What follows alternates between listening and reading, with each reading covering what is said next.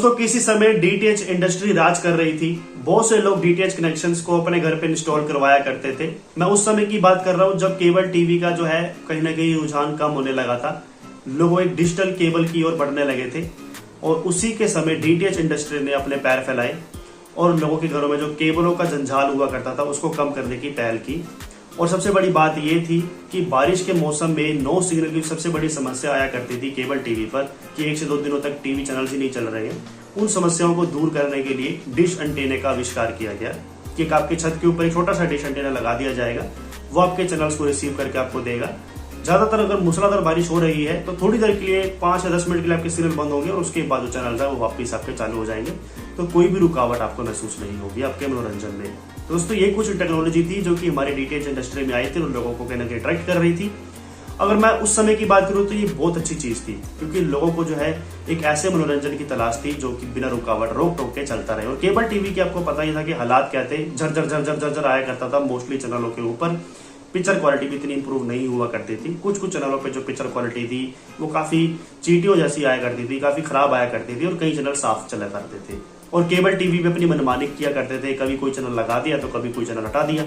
लेकिन डीटीएच में ऐसा नहीं था। डीटीएच में आपको डिजिटल क्वालिटी के चैनल्स मिला करते थे, सभी चैनल के साथ इंसाफ हुआ करता था। कोई भी ऐसा चैनल नहीं था जिसके ऊपर आपको चीटियां महसूस हो या पिक्चर क्वालिटी खराब आ रही हो। सभी चैनल्स इक्वली ही चला करते थे।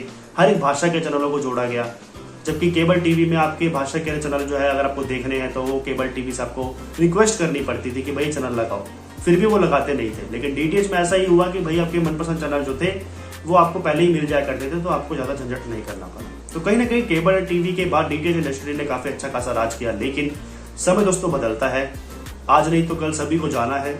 और कहीं ना कहीं केबल टीवी के बाद जब डीटीएच इंडस्ट्री एकदम से ऊपर आई तो केबल टीवी को थोड़ा सा झुकना पड़ा। और दोस्तों एक बार फिर से वही हालात आ गए हैं। आज के समय में ओटीटी राज कर रहा है, वाईफाई ब्रॉडबैंड राज कर रहा है और डीटीएच इंडस्ट्री को कहीं ना कहीं अब केबल टीवी की तरह झुकना पड़ रहा है। कारण सिर्फ एक है और वो यही है कि दोस्तों डिजिटल इंडिया बढ़ता जा रहा है।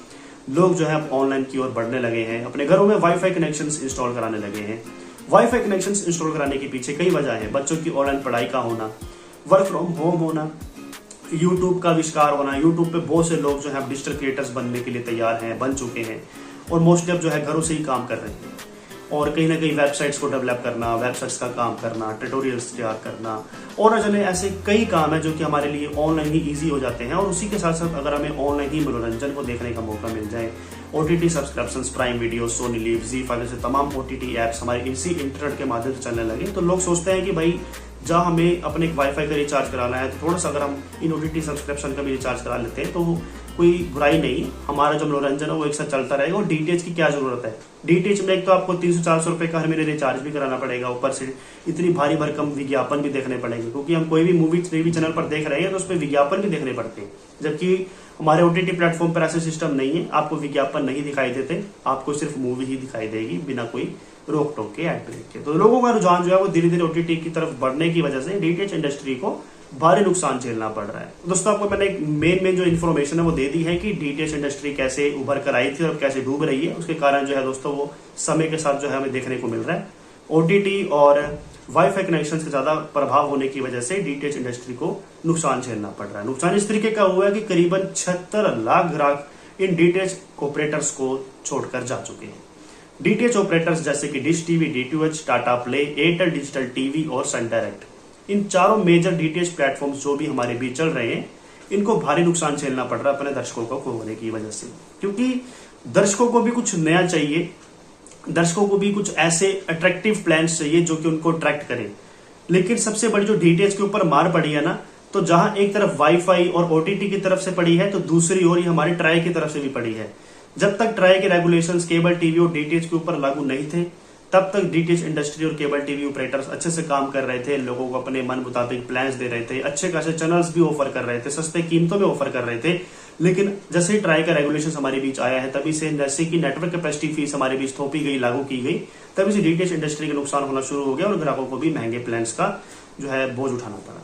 तो कहीं ना कहीं डीटीएच इंडस्ट्री यही चाहती है ट्राई से कि अभी भी उनके पास समय है, प्लीज इस सिस्टम को खत्म ही कर दिया जाए। एनसीएफ हम रखना ही नहीं चाहते और एनसीएफ सिस्टम को हमेशा के लिए खत्म कर दिया जाए। किसी भी तरीके का टैक्स वैक्स ना लगाया जाए इन चैनलों के ऊपर ताकि ग्राहक आसानी से इन चैनलों को सब्सक्राइब करके देख सके। लेकिन गवर्नमेंट को कहीं ना कहीं से पैसा कमाना है, जब से हमारे लिए केंद्र सरकार में भाजपा की गवर्नमेंट आई है, तभी से जो है हर चीज के ऊपर टैक्स जो है वो ज्यादा लागू किया गया है, जबकि पहले ऐसा कुछ भी नहीं था। डीटीएच इंडस्ट्री आराम से जो है फ्रीली काम कर रही थी, केबल टीवी भी आराम से बिना किसी रोक टोक के काम कर रहे थे। लेकिन जब से गवर्नमेंट जो है हमारे बीच चेंज हुई है केंद्र में, उसके बाद से डीटीएच इंडस्ट्री के ऊपर भी काफी ज्यादा बुरा असर देखने को हमें मिला है। हर चैनल के ऊपर टैक्स देना पड़ रहा है, जो कि बहुत ज्यादा बिल बन जाता है हम हर एक कस्टमर का। तो ये भी कहीं ना कहीं इंसाफ की बात नहीं है। कस्टमर को हर एक चैनल के ऊपर टैक्स देना पड़ रहा है। मेरे ख्याल से एक जो मेजर बेसिक प्लान होता है, अगर हम उसके ऊपर टैक्स दे रहे हैं वो तो चलो मान लिया, लेकिन हर एक चैनल के ऊपर भी टैक्स देना पड़ रहा है, तो ये बहुत ही बुरी बात है, जो कि मुझे बिल्कुल भी सही नहीं लगी। तो कहीं ना कहीं गवर्नमेंट के उसके ऊपर कुछ ना कुछ रियायत करनी चाहिए।